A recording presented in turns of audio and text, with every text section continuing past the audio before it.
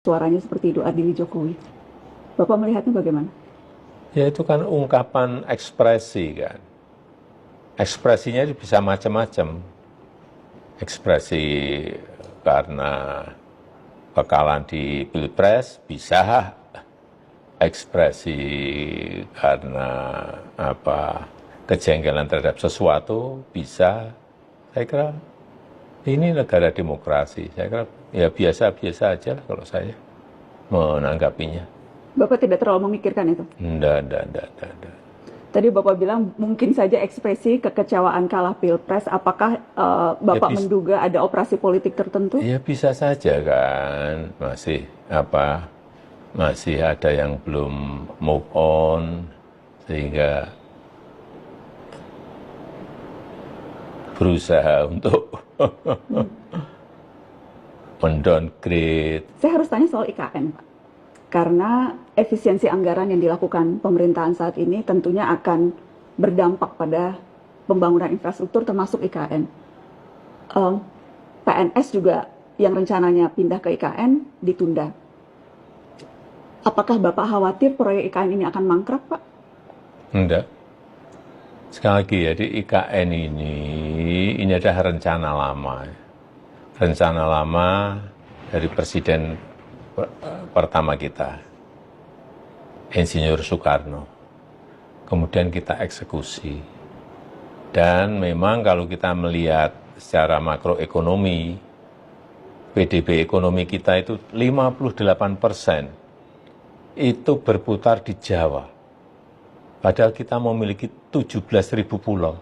Tapi 58% PDB ekonomi itu berputar di Pulau Jawa. Yang kedua, 56% penduduk Indonesia itu ada di Pulau Jawa. Sehingga magnetnya itu semuanya ada di Jawa. Dan saya kira daya dukung Pulau Jawa kalau kita terus-teruskan tidak akan mampu. Karena semua magnetnya akan ketarik ke sini. Yang pertama. Yang kedua, memang kita ingin merancang sebuah ibu kota politik di luar Jakarta. Kalau di Amerika ada New York, ada Washington DC,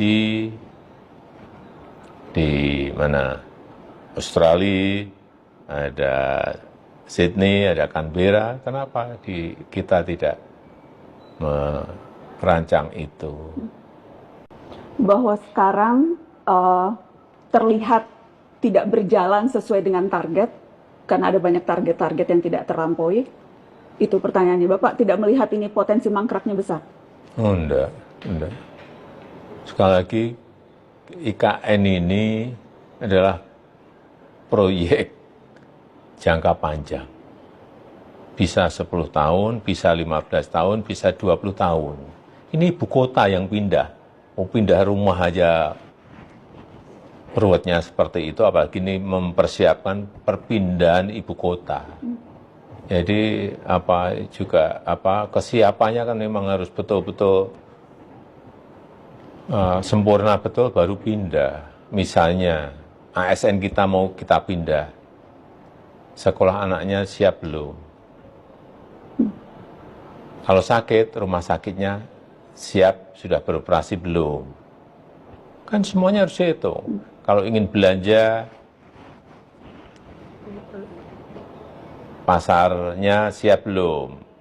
Supermarketnya ada atau tidak?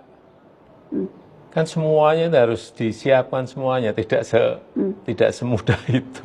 Jadi Bapak memahami kalau memang sekarang targetnya banyak penyesuaian-penyesuaian termasuk karena efisiensi anggaran yang dilakukan pemerintah. Sekali lagi, ini pindah ibu kota.